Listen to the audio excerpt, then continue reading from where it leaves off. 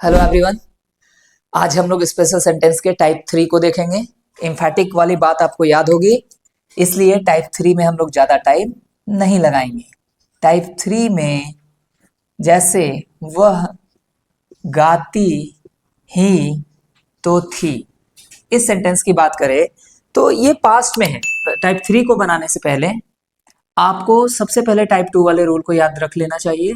Type 2 में हम लोगों ने अफर्मेटिव ये देखा था, सिंपल इंटरोगेटिव हम लोगों ने ये देखा था, subject plus do verb one और ऑब्जेक्ट प्लस क्वेश्चन मार्क, और कंडीशनल इंटरोगेटिव इसी में क्वेश्चन वर्ड का यूज कर दिए थे। ठीक है, do does subject do plus verb one object और क्वेश्चन मार्क। ठीक है, अब अगर हम गौर करके देखें तो आप याद कीजिएगा टाइप 2 में मैंने यहाँ नेगेटिव भी बताया था, लेकिन कहा था कि आप नेगेटिव का यूज नहीं करेंगे क्योंकि हिंदी के सेंटेंसेस को हम लोग फॉलो नहीं करते हैं, तो उसको ट्रांसलेट भी नहीं कर पाएंगे। तो नेगेटिव सिर्फ हमने काम चलाने के लिए बनाया था क्योंकि हमें क्वेश्चन वाले रूल्स को फॉर्म करना था। आज हम लोग टाइप 3 को उसी से बना सकते हैं। आप देखिएगा ये टाइप 3 भी इंफैटिक में ही है, बस पास्ट में है, तो यहां डू डज प्रेजेंट बताने का काम कर रहा है, पास्ट बताने का काम कौन करेगा? डिड।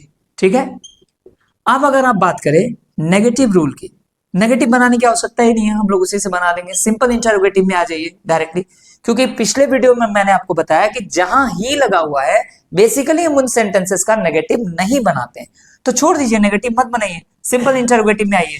वहां डू डज है, यहां आप क्या कर लीजिए? डिड, क्योंकि ये बात पास्ट की। ठीक है, साथ में डू वर्ब वन ऑब्जेक्ट और क्वेश्चन मार्क। फिर कंडीशनल इंटरोगेटिव बना लीजिए। सबसे पहले क्वेश्चन वर्ड, क्वेश्चन वर्ड के बाद did, subject do verb one object और क्वेश्चन मार्क। ठीक है, अब एग्जांपल क्या हो जाएगा? वह गाती ही तो थी, शी डिड सिंग। कुछ एग्जांपल लिख लिए जाए अलग से। क्या वे लोग पढ़ते ही तो थे,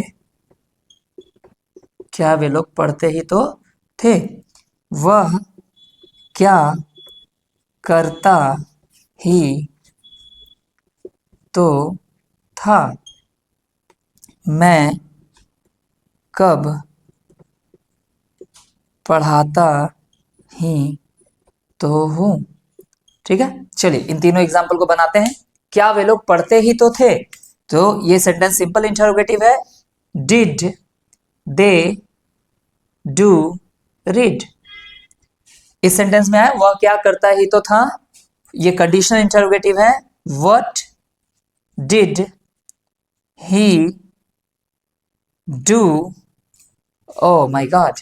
अब आप ध्यान दें, यहां पे हमने व्हाट का यूज किया, फिर डिड का यूज किया, फिर ही का यूज किया और इस डू को लेके आए। अब हमें वर्ब वन देना है और इस सेंटेंस का वर्ब क्या है? करना। करना का इंग्लिश क्या होता है? डू।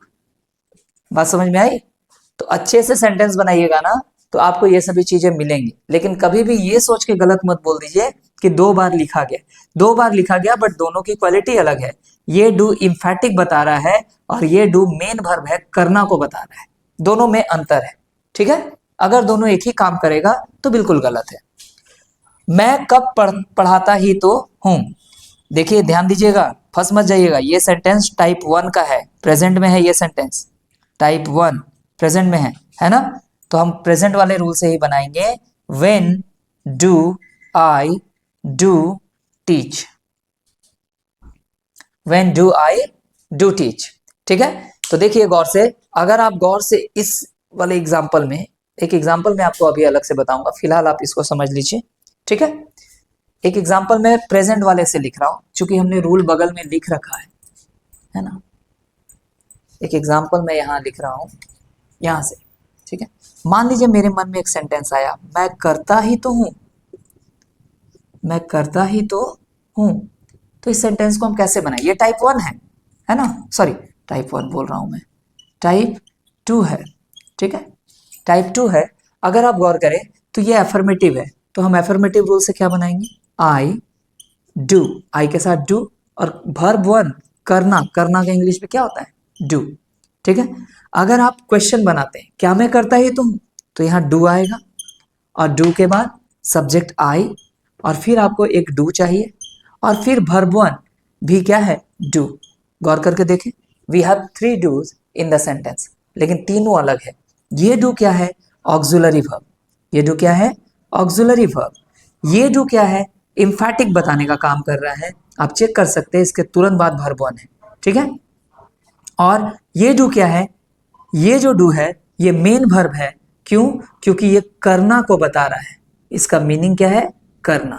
तो आप देख सकते हैं कि सेंटेंस में तीनों डू मौजूद है, लेकिन तीनों की क्वालिटी अलग है, ठीक है। इसलिए अच्छे से प्रैक्टिस कीजिए, बहुत सारी चीजें सीखने का मौका मिलेगा। और चैनल को सब्सक्राइब कीजिए, शेयर कीजिए, ताकि और भी बच्चे इसका फायदा उठा सके।